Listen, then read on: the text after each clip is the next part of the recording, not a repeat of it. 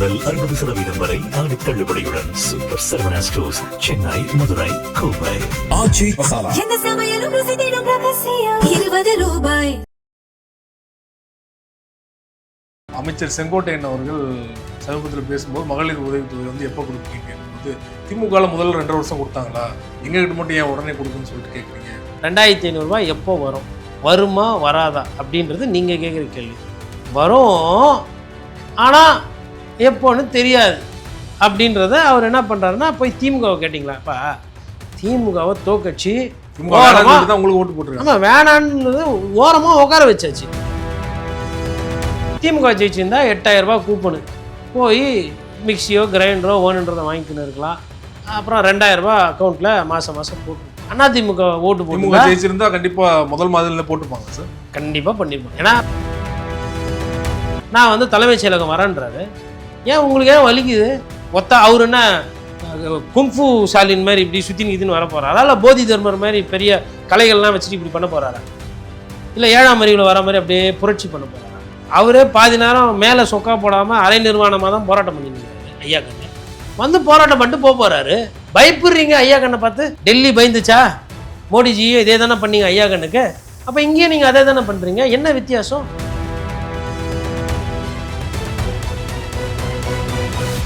அரசியல் களம் நேயர்களுக்கு வணக்கம். இன்றைக்கு 3 நேயர்களுக்காக மூத்த பத்திரிகையாளர் கோட்டீஸ்வரன் அவர்கள் மூடு இருந்திருக்காங்க. சார் வணக்கம். வணக்கம் நேயர்களுக்கு அன்பு வணக்கம். அமைச்சர் செங்கோட்டையன் அவர்கள் சமீபத்தில் பேசும்போது மகளிர் உதவித்தொகை வந்து எப்போ கொடுப்பீங்கன்னு கேட்கும்போது திமுக முதல்ல 2.5 வருஷம் கொடுத்தாங்களா, எங்ககிட்ட மட்டும் ஏன் உடனே கொடுக்குன்னு சொல்லிட்டு கேட்குறீங்க. கொடுப்போம் அப்படின்னு சொல்லிட்டு போயிட்டாரு. ஆனால் அந்த 2500 ரூபாய்க்காக வந்து கண்டிப்பாக நிறைய பெண்கள் ஓட்டு போட்டிருப்பாங்க தேவைக்க நம்பி. ஸோ எப்படி எடுத்துக்கிறது? சரி, ஏன் நமக்கு எது சந்தோஷத்தை கொடுக்குது?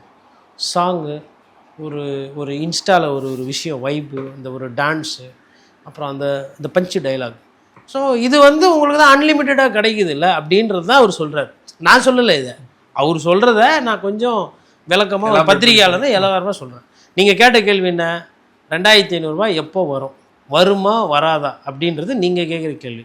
வரும், ஆனால் எப்போன்னு தெரியாது அப்படின்றத அவர் என்ன பண்ணுறாருன்னா போய் திமுகவை கேட்டிங்களா. இப்போ திமுகவை தோக்கட்சி உங்களுக்கு ஓட்டு போட்டுருக்காங்க. ஆமாம், வேணான்றது ஓரமாக உட்கார வச்சாச்சு. அதிமுக மந்திரிச்சு மக்கள் மூலையில் உட்கார வச்சுட்டாங்க. அப்போ திமுகவும் தோற்று போச்சு, அதிமுகவும் தோற்று போச்சு. திமுக ஜெயிச்சிருந்தா 8000 ரூபாய் கூப்பனு போய் மிக்சியோ கிரைண்டரோ ஓனுன்றதை வாங்கிக்கின்னு இருக்கலாம். அப்புறம் 2000 ரூபாய் அக்கௌண்ட்டில் மாதம் போட்டிருப்போம். அதிமுக ஓட்டு போட்டு ஜெயிச்சிருந்தா கண்டிப்பாக முதல் மாதிரியில் போட்டுப்பாங்க சார். கண்டிப்பாக பண்ணிப்போம். ஏன்னா ஒரு 5 கையெழுத்துனா அவங்க போடுவாங்க. அதில் 3 இல்லை 2 வந்து இந்த ஃப்ரீபி. அது அவங்க பழக்கங்க, தைரியமாக செஞ்சுருவாங்க, பயப்பட மாட்டாங்க. தைரியமாக செஞ்சுட்டு அதில் எதனா கொஞ்சம் பார்க்க முடியுமா அந்த மாதிரி, அப்படி வேறு மாதிரி அவங்க போவாங்க. அதேமாதிரி அதிமுக எடுத்திங்கனாலும் இதெல்லாம் பழக்கம். என்ன இது இங்கே போய் அங்கே போய். இப்போ ரேஷன் கடை அரிசியில் சரியில்லை, நீங்கள் கடையில் வாங்குகிற அரிசி மாதிரியே நான் ரேஷன் கடையில் அரிசி போடுறேன்றத திடீர்னு ஒரு இடத்துல போய் பிரச்சாரம் பண்ணும்போது கேட்குறாங்க, சொல்லிடுறாப்புல உத்தரவாதமாக.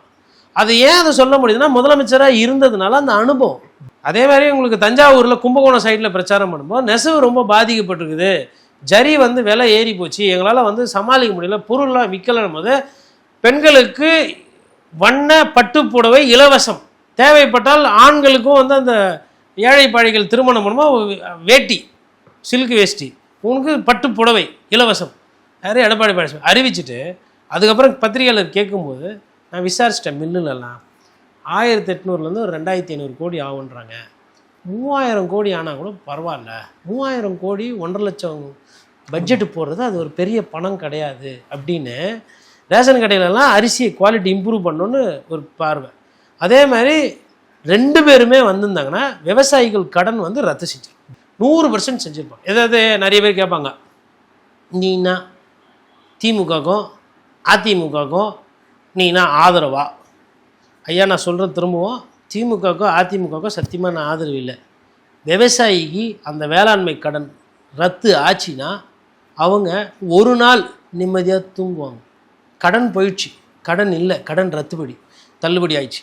ஸோ 75,000 1 லட்சமோ கடன் தள்ளுபடி ஆனோன்னா அவங்க என்ன பண்ணுவாங்கன்னா திருப்பி அவங்க கார்டை எடுத்துகிட்டு போய் அதே கோஆப்ரேட்டிவில் நின்று, இப்போ என் பேரில் கடன் இல்லை, நான் வாங்கியிருக்கேன், கடன் கொஞ்சம் கொடுங்கன்னு சொல்லிட்டு கடனை வாங்கி திருப்பி விதை நெல்லை வாங்கி இடத்த உழுது கீழுது ஏதோ ஒன்று பண்ணி இன்னும் கூட கொஞ்சம் மூக்குத்தியோ கம்மலோ ஏதோ வீட்டம்மா கிட்ட இருக்கிறத வாங்கி அது திருப்பி அதையும் அடமானம் வச்சு அந்த காட்ஸையும் போட்டு அதுக்கு உரத்துக்கோ இல்லை ஏதோ வேலை விவசாயி கூலி வேலை செஞ்சாங்கன்னா அவங்களுக்கு கூலிக்கோ கொடுத்துட்டு வானத்தை பார்த்துக்கிட்டு தண்ணியை பார்த்துக்கிட்டு காவேரி தண்ணியை பார்த்துக்கிட்டு வரும் விவசாயம் பண்ணோம் மகசூல் வரணும் இந்த பொங்கல் நல்லா இருக்காதான்னு வேண்டிக்கிட்டு அந்த ஒரு வாழ்க்கையை போகும்.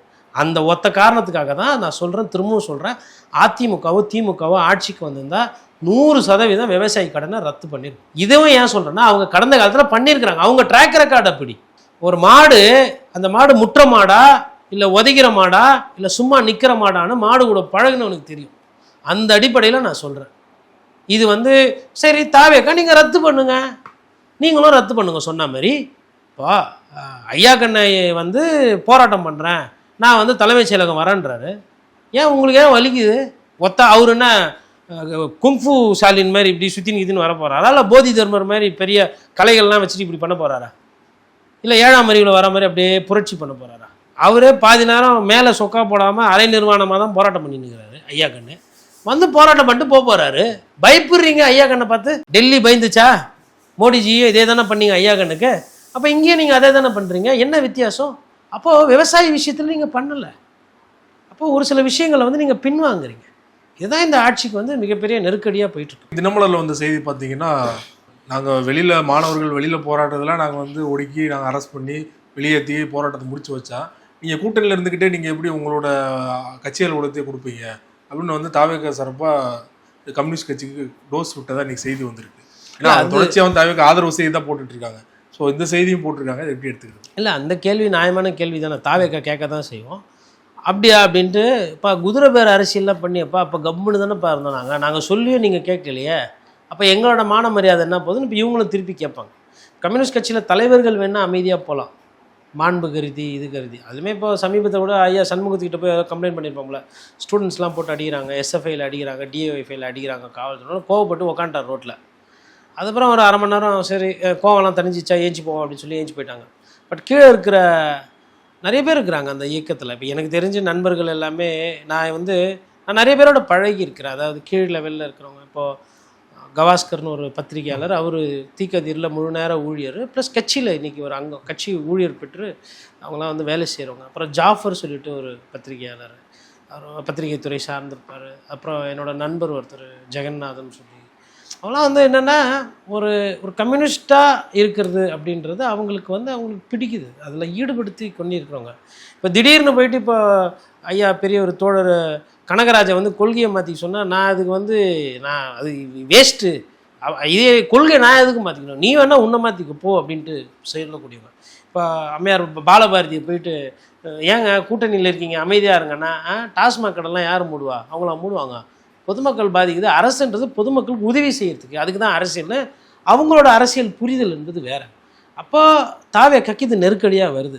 அப்போ ஒரு சைடு உங்களோட அந்த ஆதரவு 4 எம்எல்ஏவை தேவை, இன்னொரு சைடு நீங்கள் கேட்குற கேள்விக்கு எங்ககிட்ட நியாயமான பதில் இல்லை. ஏன்னா நாங்கள் நல்ல அரசியல் பண்ண முடியல எங்களால். இப்போ நல்ல அரசியல் பண்ணால் என்ன பண்ணணும்? 700 சில்லற கடை மூடி இருக்கிறத சொல்கிறீங்க. ஆர்டிஐயில் கிட்டத்தட்ட 2 பேர் ஆர்டிஐ பதில் கேட்டிருக்காங்க. 2 பேருக்குமே தப்பாக பதில். போய் மேனேஜர்கிட்ட கேளு, 38 டிப்போவில் போய் கேட்டுக்கோ, கடை நம்பர் கேட்டால் அட்ரஸ் கொடுக்குறதில்ல, அட்ரஸ் நீ போய் பார்த்துக்கோ, எந்தெந்த லொக்கேஷனு எதனா சொல்லுங்கன்னா சொல்கிறதில்ல. அப்போ மழுப்பல ஆன பதில்கள். அப்போது ஒரு சில இடத்துல கம்யூனிஸ்ட் தோழர்கள் சாராய கடைகளில் டாஸ்மாக் பொதுமக்களுக்கு பாதிப்பு மூடுன்னு சொல்லி கேட்குறாங்க. அதே மாதிரி இன்னொரு சில இடத்துல என்ன கேட்குறாங்கன்னா, இந்த நீட் தேர்வு முழுமையாக ரத்து கேட்குறாங்க.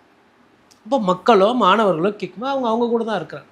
அவங்க அரசியலில் ஆட்சியை பிடிக்கணும், அவங்க முதலமைச்சர் ஆகணும், அமைச்சர் ஆகணும், வீடு வாங்கணும், கார் வாங்கணும், பங்களா வாங்கணுன்றதுன்னு அரசியல் பண்ணி தெளிவாக பண்ணுறாங்க. அது கேட்கும்போது இந்த பிரச்சனைகள் வரும்.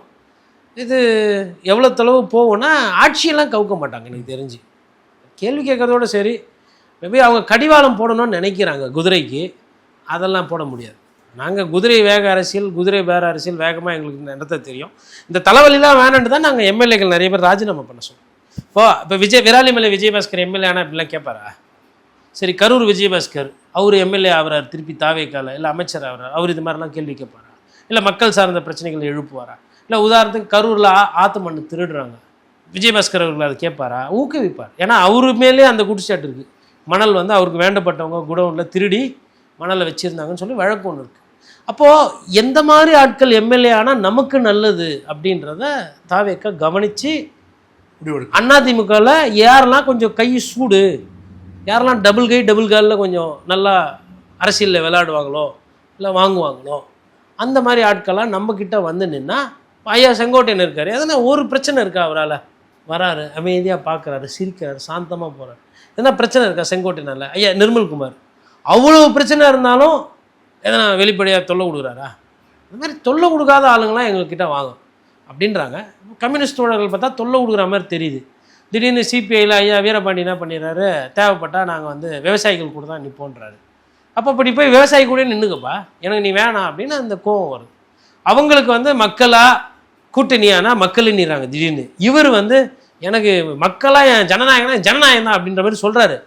நீங்கள் கூட அப்படி தான் சொன்னீங்க, வாங்க என்ன அது வரமாட்டேன், அதுன்னா மேடையில் சொன்னேன், அதுக்குன்னு அப்படியேவா பண்ண முடியுன்றது தாவேக்காவோட நிலைப்பாடு, இந்த முரண். அதனால தான் இந்த கேள்விகள். ஆனால் இதனால வந்து ஒரு பெரிய ஆட்சி மாற்றம் வந்துடும், கூட்டணிக்கா ஒதுங்கிடுவாங்க அப்படின்னு நான் பார்க்கல. இது இன்னும் கொஞ்ச நாள், பல மாதங்கள் ஓடும் இந்த பிரச்சனை. காவிரி பிரச்சனை பேச்சுவார்த்தை தொடர்பாக வந்து முதல்வர் விஜய் அவர்கள் கர்நாடக முதல்வர் சந்திக்க போகிறதா, ஆகஸ்ட் 3ஆம் தேதி சந்திக்க போகிறதா வேளாண் துறை அமைச்சர் வினோத் அவர்கள் சமீபத்தில் பத்திரிகையாளர் சந்தித்து பேசினார். அதற்கு பள்ளிக்கல்வித்துறை அமைச்சர் ராஜ்மோகன் அவர்கள் வந்து யார் சொன்னாலும் நம்பாதீங்க, அதெல்லாம் இல்லை, தலைமை சொல்லுன்னு சொன்னார். இன்றைக்கு மறுபடியும் வினோத் அவர்கள் பேசும்போது பார்த்தீங்கன்னா, எனக்கு எதுவும் தெரியாதுப்பா, தலைமை தான் சொல்லுன்னு சொல்லிட்டு அவர் ஜகா வாங்கிட்டு போயிட்டார். என்ன சார் நடக்குது? விஜய் அவர்கள் வந்து கர்நாடகா போகிறாரா? ஏன்னா இப்போயே எதிர்ப்பு கிளம்பிடுச்சு விவசாயிகள் தரப்புல இருந்து, இது வந்து விசைவலையில் சிக்கிறாதீங்க கர்நாடகாவில் அப்படின்னு.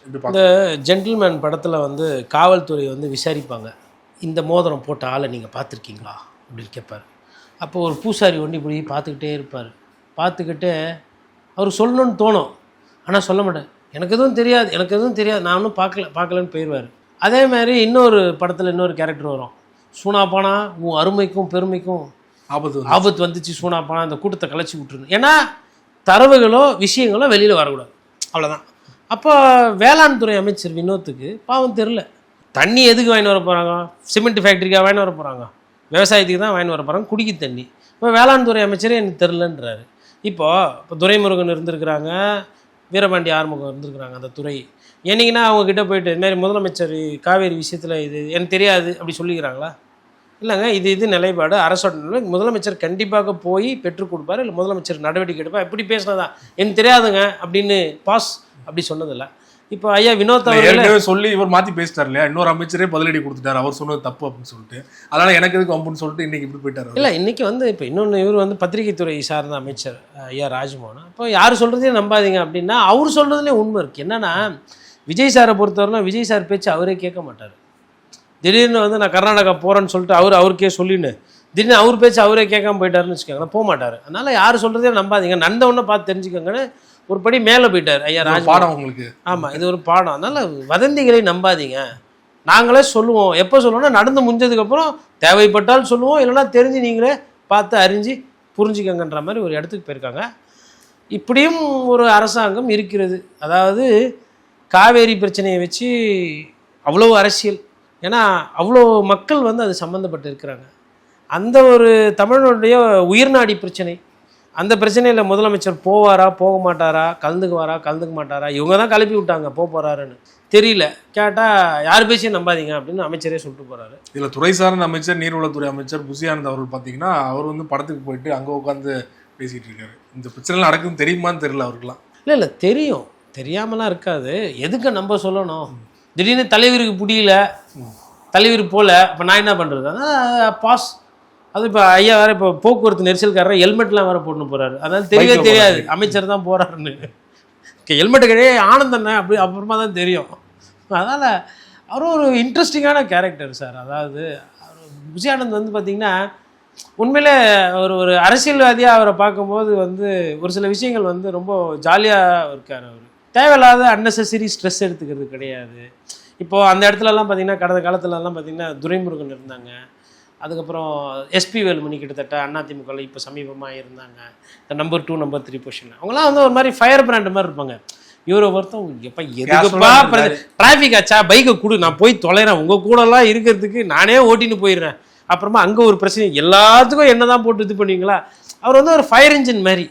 அங்கங்கே தாவேக்கலை எங்கெல்லாம் நெருப்பு வருதோ அங்கெல்லாம் போய் அணைச்சி சரி பண்ணி ஒன்றுமே இல்லை. சீரியஸாக கேள்வி கேட்டுட்டு இருக்காரு, என்னம்மா எப்படி இருக்கா நல்லா இருக்கா அப்படின்னு சொல்லிட்டு வேற ஒரு பொண்ணை பார்த்து பேசிட்டு போயிட்டாரு அவர். அதுதான் அவர் ஒரு ஃபயர் இன்ஜின் மாரி. ஏன்னா அங்கங்கே எங்கெல்லாம் புகஞ்சி வருதோ அங்கெல்லாம் வந்து அது நெருப்பு வைத்து அழைச்சிட்டு, என்னங்க நெருப்பு இல்லைங்க அது வந்து இயற்கை ரீதியாக எரியுறது, அணைச்சதை பார்ப்பீங்களா, அதை விட்டு எரிஞ்சதை பார்த்துக்கிட்டு இருக்கீங்க, எப்படி அணைச்சம் பார்த்தீங்கல்ல அப்படின்வாங்க. இல்லைங்க ஏன் பாதிப்பாயிருக்காங்கன்னா அதெல்லாம் வேணாங்க விடுங்கன்ட்டு போயிடுவார். மடைமாற்றம் பண்ணுறதுல சார் வந்து அதான் எப்பவுமே கோவப்படுறது கிடையாது. பத்திரிகையாளர்களை ஒருமையில் பேசுறது, இந்த ஒரு மாதிரி மிரட்டல் தோணி ரெகுலியாக பேசிட்டு போயிடுவார் சம்டைம்ஸ். இல்லைங்க இப்போ அவருக்கும் வந்து இவர் மீது கோபம் இருந்திருக்கும். யார்? ஸ்டாலின் மீது கோபம் இருந்திருக்கும். யார்? ஆனந்த் அவர்களுக்கு. ஏன்னா கரூர் சம்பவம் ஆனப்போ நிறைய பேர் தலைமறை வாங்கிட்டதில்ல, அதாவது எங்கே இருக்காங்கன்னே தெரியல. அப்போது மீம்ஸ்லாம் என்ன வந்துச்சுன்னா, மாறு வேஷத்தில் வந்து மறு வச்சுன்னு ஐயா ஆனந்த் அவர்கள் சுற்றிட்டு இருக்காரு. கொச்சின் பக்கம் கோழிக்கோடு பக்கம்லாம் போயிட்டாரு, அங்கேருந்து வேற எங்கேயோ போயிட்டாரு, துபாய் பஸ் ஸ்டாண்ட் அந்த மாதிரி. அப்புறம் கஜாக்கா தோஸ்துன்னு சொல்லுங்கள், உங்களுக்கு யாருக்கும் தெரியாது, இப்படிலாம் மீம்ஸ் போட்டிருந்த காலகட்டம். அப்போ ஐயா ஆனால் அந்த கட்சியினுடைய பொதுச்செயலாளரும் அவருக்கும் ஒரு அழுத்தம், அவரையும் தேடிக்கிட்டு இருந்தாங்க காவல்துறை. என்னவோ ஏதோ ஒரு பதட்டத்தில் இருந்தார். அப்போ அவருக்கும் ஒரு கோவம் தான். ஆனால் அவர் பேசும்போது கொள்ளும்போது எப்பயுமே வந்து முட்டாள் முதலமைச்சர் அப்படின்னு வந்து ஸ்டாலின் அவர்களை பேசினாங்க.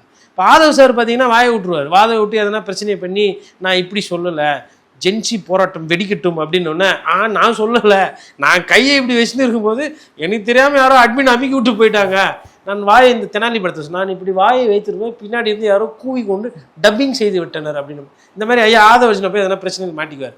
ஆனால் ஆனந்த் சாரை பொறுத்தவரையிலும் பார்த்தீங்கன்னா நமக்கு எதுக்கு வம்பு தளபதி அப்படின்னு சொல்லிட்டு இந்த தளபதின்றது முடியறதுக்குள்ள பார்த்தீங்கன்னா அந்த இடத்துல இருந்து காணாம போயிடுவார். அந்த மாதிரி ஒரு சிறப்பான அரசியல். சமகால அரசியல் சொல்வது ரூபாய் பல்வேறு விஷயங்களோடு பண்ணி மிக்க நன்றி சார். நன்றி.